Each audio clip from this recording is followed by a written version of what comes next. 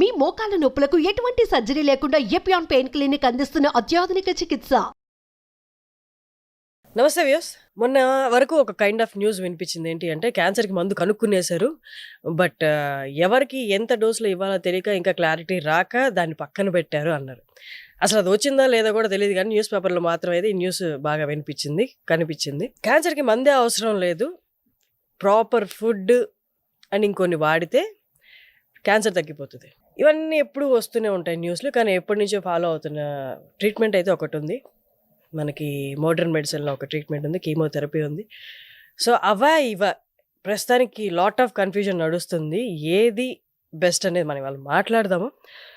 Doctor Sandeep Kumar తుల్లా ఇవాళ మనతో ఉన్నారు, క్యాన్సర్ స్పెషలిస్ట్, రేడియేషన్ ఆంకాలజిస్ట్. నమస్తే సార్. నమస్తే మేడం. ఎలా ఉన్నారు? నేను సూపర్ అండి, ఎప్పటికీ.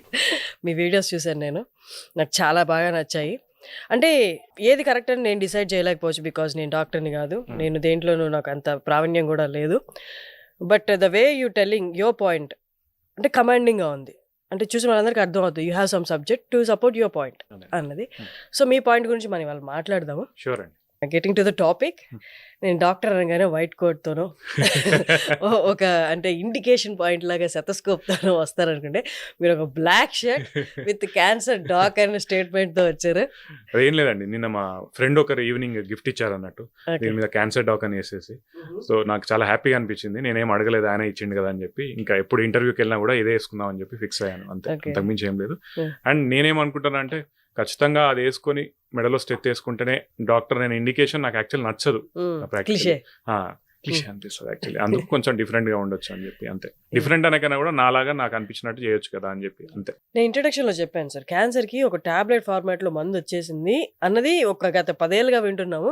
అది ఎప్పుడు వస్తుందో తెలియదు, రాకుండా ఆపుతున్నారు, వస్తే జనాలందరూ బతికేస్తారు. అది ఓన్లీ ఎంత డోస్ ఇవ్వాలో ఇంకా క్లారిటీ రాలేదు కాబట్టి ఆపేశారు.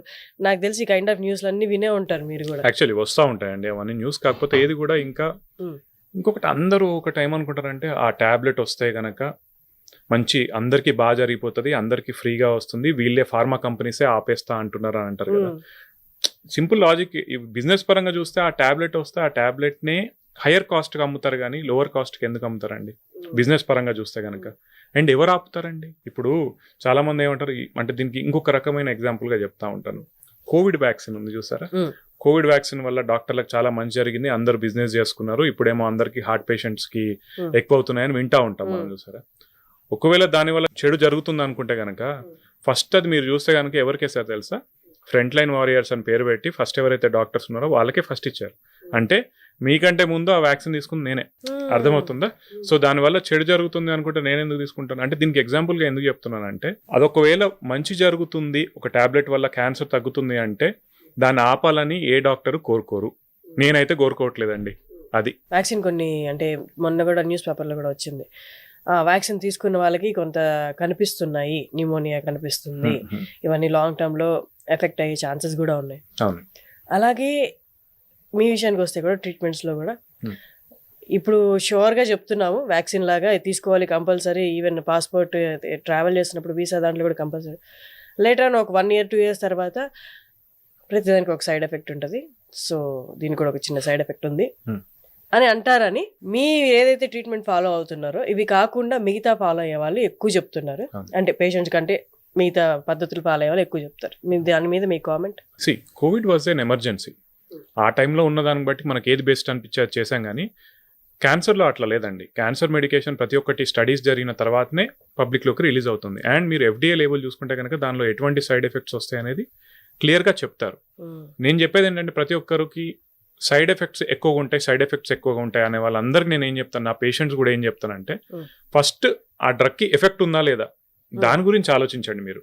అంటే దానివల్ల మంచి జరుగుతుందా లేదా చూడండి.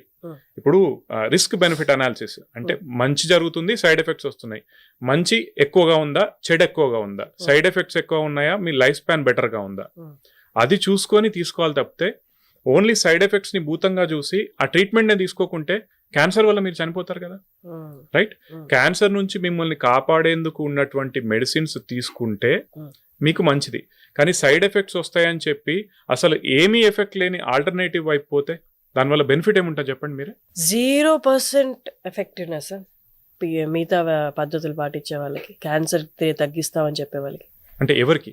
ఫర్ ఎగ్జాంపుల్ అంటే ఆయుర్వేదం తీసుకోవచ్చు, హోమియోపతి, హోమియోపతి తీసుకోవచ్చు. ఈ ఒకవేళ రెండిట్లో 0% రిజల్ట్స్ ఉంటాయా? నాకు తెలిసిన మట్టుకైతే 0% రిజల్ట్స్ అండి.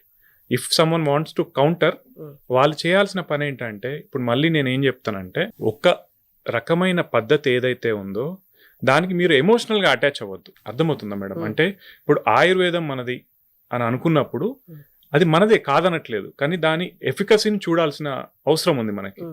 ఇప్పుడు మనం ఎప్పటి నుంచో మన దేశం నుంచి వచ్చింది, ఓకేనా, మన రిలీజియన్కి సంబంధించింది అనుకొని దాని మీద మీరు ఎప్పుడైతే ప్రేమ పెంచుకుంటారో, ఓకేనా, అభిమానం పెంచుకుంటారో, ఆ లాజిక్కి కొద్దిగా దూరంగా వెళ్తారు మీరు. నేను అనేది ఏంటంటే, ఆయుర్వేదం గొప్పదే, దాని గొప్పదనాన్ని ఎవరు కాదనలేరు, కానీ క్యాన్సర్లో అది ప్రస్తుతానికి పనిచేయట్లేదు, రైట్? ఒకవేళ మీరు నిజంగా పనిచేస్తుందంటే ఏం చేయాలి? దాని తగ్గట్టుగా టెస్ట్ చేసుకోవాలి, అంటే ట్రయల్స్ చేసుకోవాలి. ఒక 100 మంది క్యాన్సర్ పేషెంట్స్కి ఇది ఇవ్వడం వల్ల క్యాన్సర్ తగ్గింది, సేమ్ అదే మెడిసిన్ ఇంకొక 100 మందికి ఇవ్వడం వల్ల తగ్గింది, అంటే రిజల్ట్స్ రెప్లికేట్ అవుతా ఉన్నాయి ప్రతి ట్రయల్లో. అప్పుడు దానికి మీరు ఏమనొచ్చు, ఆ ట్యాబ్లెట్ వల్లనో లేదా తయారు చేసిన మూలిక వల్లనో దేని వల్లనో మనకి ట్రీట్మెంట్, అంటే క్యాన్సర్ తగ్గింది అని అనుకోవచ్చు. కానీ ఏది లేదు, ఒకప్పటి నుంచి మనకు అంటే మన దేశంలో ఉన్నది ఆయుర్వేదమే, western medicine or modern medicine వచ్చి దాన్ని తొక్కేస్తుంది అన్న ఫీలింగ్ తోని, అర్థమై అంటే ఒక్క దాని మీద ఉన్న ద్వేషంతోని ఇంకో దానికి సపోర్ట్ చేయడం కరెక్ట్ కాదు. నేను అనేది ఏంటంటే, ఏది ఎఫికేషియస్ ఉంది, ఏదైతే రెప్లికేట్ చేయబడుతుంది దాని వైపు వెళ్ళాలి, కానీ కేవలం నా ఫీలింగ్స్ అండ్ నా బిలీఫ్స్ తో నేను దాన్ని నమ్ముతానని పోతే అది ఇంకా మూర్ఖత్వం అనే అంటాను నేనైతే. అంటే మీరు చెప్తుంటే ఇప్పుడు క్యాన్సర్ కీమోథెరపీ ద్వారా తగ్గి లేటర్ తర్వాత వచ్చిన వాళ్ళు ఉన్నారు, రాని వాళ్ళు కూడా ఉన్నారు, లైఫ్ లాంగ్ మన అంటే నార్మల్ లైఫ్ స్పాన్ ఎంత ఉంటుంది అంతకాలం జీవించి చనిపోయిన వాళ్ళు కూడా ఉన్నారు. కానీ ఇక్కడ ఎగ్జాంపుల్స్ నాకు ఎక్కడ కనిపించలేదు ఆయుర్వేద హోమియోపతిలో. వై? ఎందుకు ఎవరు చెప్పట్లేదా, బయటికి రావట్లేదా? ఇక్కడైతే నాకు కనిపిస్తున్నాయి. ఇప్పుడు ఏంటంటే, నంబర్ ఆఫ్ పీపుల్ పాపులేషన్ లో ఒక 100 మందిలో దాదాపు 80 మంది మోడర్న్ మెడిసిన్ వైపు వెళ్ళిన అనుకోండి, ఒక 20% మాత్రం ఆయుర్వేదం కానీ హోమియోపతి కానీ అటువైపు వెళ్తారు అనుకున్నాం, ఓకేనా? ఇప్పుడు మోడర్న్ మెడిసిన్ లో నంబర్ ఆఫ్ పీపుల్ ఎక్కువ ఉన్నప్పుడు మీ చుట్టుపక్కల కీమోథెరపీ కానీ దీని గురించి కానీ మాట్లాడే వాళ్ళు, రేడియేషన్ కానీ లేదా సర్జరీస్ కానీ మోడర్న్ మెడిసిన్స్ ఏవైతే ఉన్నాయో దాని గురించి మాట్లాడే వాళ్ళు ఎక్కువ ఉంటారు. ఇంకొకటి ఏంటంటే, ఎవరైతే ఆల్టర్నేటివ్ మెడిసిన్ వైపు పోతారో వాళ్ళు మోస్ట్ ఆఫ్ ద పీపుల్ ఆ 20% లో కూడా ఎట్లుంటారంటే, ఇప్పుడు మా దగ్గరకు వచ్చారు, వాళ్ళకి ఇంకా యాక్టివ్ మేనేజ్మెంట్ ఏం చేయలేమండి, ఓకేనా, వాళ్ళది చేయి దాటిపోయింది అంటాం చూసారా, అట్లా. అంటే వాళ్ళకు ఒకవేళ వాంతులు వస్తున్నాయి, దానికి తగ్గట్టు మందులు పెట్టడం, లేదా హెడేక్ వస్తుంది దానికి తగ్గట్టు మందులు పెట్టడం, పెయిన్ ఉంది ఎక్కడన్నా దానికి తగ్గట్టు మందులు పెట్టడం, కానీ యాక్టివ్గా క్యాన్సర్ని కంట్రోల్ చేసేందుకు మా దగ్గర ఎటువంటి మందులు లేవని చాలాసార్లు చెప్తాం. వాళ్ళని ప్యాలియేటివ్ కేర్కి పంపించేస్తూ ఉంటాం. మనిషికి ఏంటి ఆశ, బ్రతకాలన్న ఆశ. ఇంట్లో వాళ్ళకు కూడా ఎట్లుంటుంది, మా వాళ్ళకి కొంచెం బెటర్ అయితే బాగుంటుంది కదా అన్న ఉద్దేశం ఉంటుంది. ఆ ఉద్దేశంతో ఏంటి, they will go to alternative medicines. ఒకవైపు మేము ఏమంటున్నాం, వద్దండి ఇంకేమొద్దు ఏం చేయలేము, ఇంకోవైపు ఏమంటున్నారు, నేను మ్యాజికల్గా క్యూర్ చేస్తాను అది ఓన్లీ వాడండి అంటున్నారు. ఆబ్వియస్లీ ఫీలింగ్స్ ఎట్లా ఉంటాయి, ఏదో చివరి ప్రయత్నం కదా చేద్దామని అనుకుంటారు, అట్లా చేశారు తగ్గలేదు, వాళ్ళు యాంటీకి ఎందుకు మాట్లాడతారు? వాళ్ళు already they have accepted the defeat. అంటే అర్థమవుతుందా, ఇంకా వాళ్ళు యాక్సెప్ట్ చేసి ఎట్లాగో అయిపోతుంది కదా, ఒక ప్రయత్నంగా అది చేశాము, అది ఫలించలేదు, సరే వదిలేస్తారు. కానీ యాంటీగా వచ్చే వాళ్ళు ఉండరు, మాట్లాడే వాళ్ళు ఉండరు. సో అదే జరుగుతుంది ఇక్కడ, దాన్నే ప్రాపగేట్ చేసే వాళ్ళు ఎక్కువ అవుతా ఉంటారు. ఇంకొకటి అంటే నేను కంటిన్యూ చేయొచ్చా దీని మీద ఒక మాట? ఆయుర్వేదం క్యాన్సర్ యొక్క రూట్ కాజ్ ని కనుక్కుంటుంది. నా దగ్గర నేను పెట్టిన వీడియోస్ లో కూడా చాలా మంది పెడతా ఉంటారు, రూట్ కాజ్ ని ట్రీట్ చేస్తుంది అని చెప్పి. నాకు నిజంగా తెలియదు తెలుసా, అంటే ఏంటి ఆ మాటకు అర్థం ఏంటి? ప్రతి ఒక్కరు ఎందుకు వచ్చింది క్యాన్సర్ అని చెప్తారా? ఏమో తెలియదు నాకు. అంటే నేను ఏమంటున్నానంటే, రూట్ కాజ్ ని ట్రీట్ చేస్తాం మేము అని చెప్పి ప్రాపగేట్ చేసే వాళ్ళు చాలా మంది ఉన్నారు. ఏంటి ఆ రూట్ కాజ్ మాకు కూడా చెప్పొచ్చు కదా కొద్దిగా. అంటే ఇప్పుడు మీరు ఒక పద్ధతి ద్వారా నేను రూట్ కాజ్ ని ట్రీట్ చేస్తున్నాను అనుకున్నప్పుడు, ఆ రూట్ కాజ్ ఏంటో మాకు అర్థమయ్యేలా చెప్తే మేము కూడా ఆ రూట్ కాజ్ కి డైరెక్ట్ చేసుకుంటాం కదా మా ట్రీట్మెంట్స్ ని. ఇదేంటంటే ఒక మ్యాజికల్ వర్డ్ అయిపోయింది, రూట్ కాజ్ ని ట్రీట్ చేస్తారు అని చెప్పి.